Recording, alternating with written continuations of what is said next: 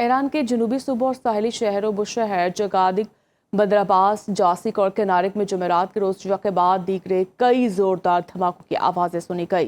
ایرانی حکام کے مطابق جنگی طیاروں نے کنارک میں نیوی ملٹری زون کو نشانہ بنایا، جبکہ بشہر کے نائب گورنر احسان جوہانی نے تصدیق کی ہے کہ بشہر کے قریب ایک ملٹری سائٹ پر بھی ایک پروجیکٹائل آ کر ٹکرایا ہے۔ اس سے قبل ایرانی خبررساں ایجنسی نے صبح بشہر اس کے قریبی شہر چگادک میں 6 دھماکوں، جبکہ صوبہ سستیان و بلوچستان کے شہر کنارک میں 3 دھماکوں اور بندر عباس اور جاسک میں بھی شدید دھماکوں کی رپورٹ دی تھی۔ کنارک کے گورنر محمد یونس حقانی اور بشہر کے مقامی حکام کا کہنا ہے کہ ان دھماکوں کی وجوہات اور نقصانات کا تفصیلی تعین کیا جا رہا ہے۔ دوسری جانب ایک امریکی اہلکار نے عرب میڈیا کو انٹرویو دیتے ہوئے واضح کیا کہ امریکی فوج فی الحال ایران پر کوئی حملے نہیں کر رہی۔ امریکی سینٹرل کمانڈ نے آبِ ہرمز پر ایرانی کنٹرول کے تمام دعووں کو سختی سے مسترد کر دیا۔ امریکی سینٹ کام کا باضابطہ طور پر کہنا ہے کہ اس اہم سمندری گزرگاہوں پر ایران کا کوئی کنٹرول نہیں اور مئی سے لے کر اب تک امریکی افواج وہاں سے بحری جہازوں کی محفوظ اور کامیاب آمد و رفت کو مسلسل یقینی بنا رہی ہے۔ امریکی فوجی حکام کے مطابق اس عرصے کے دوران آبِ ہرمز سے 800 سے زائد تجارتی بحری جہاز کامیابی کے ساتھ گزر چکے ہیں، جن کے ذریعے 380 ملین بیرل خام تیل عالمی مارکیٹ تک پہنچایا گیا ہے۔ آبنائے ہرمز میں امریکی مداخلت پر ایرانی انتباہ۔ ایرانی پاسداران انقلاب کی بحریہ نے امریکہ کو آبنائے ہرمز اور ملحقہ علاقوں میں بحری جہازوں کی آمد و رفت میں مداخلت پر سخت خبردار کرتے ہوئے کہا کہ سہام تجارتی راستے پر غیر ملکی طاقتوں کا کوئی حق یا کردار نہیں۔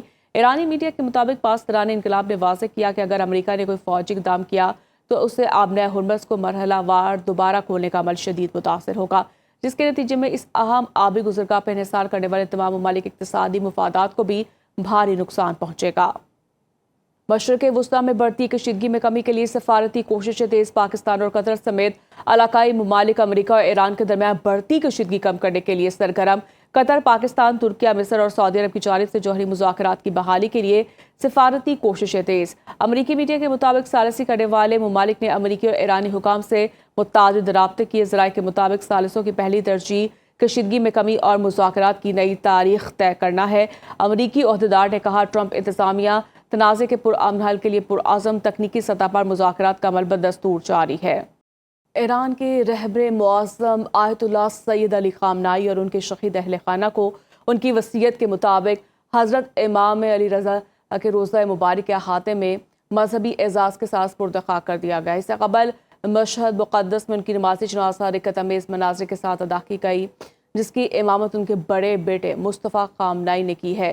جنازے میں لاکھوں کی تعداد میں مرد، خواتین اور معصوم بچوں نے شرکت کی، جو اپنے محبوب قائد کی تصاویر سینے سے لگائے شدت غم سے غریازاری کرتے رہے۔ نماکوں کے ساتھ سوگواروں کے جمع غفیر نے امریکہ اور اسرائیل کے خلاف سخت نعرے بازی کی اور انتقام انتقام کی فلک شگاف صدائیں بلند کی۔